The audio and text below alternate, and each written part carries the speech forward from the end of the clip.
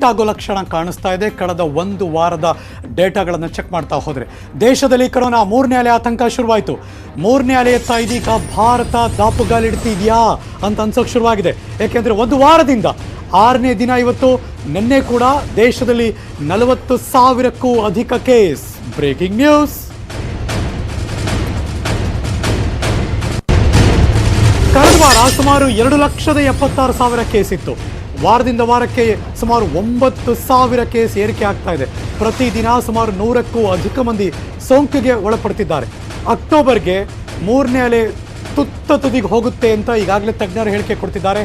ದೇಶದಲ್ಲಿ ಪ್ರತಿದಿನ 1,00,000 ಕೇಸ್ ಬರಬಹುದು. ಪರಿಸ್ಥಿತಿ ಭೀಕರವಾದರೆ 1.5 ಲಕ್ಷಕ್ಕೂ ಹೋಗಬಹುದು ಅಂತ ಈಗಾಗಲೇ ಒಂದು ಅಂದಾಜು ಮಾಡ್ತಿದ್ದಾರೆ.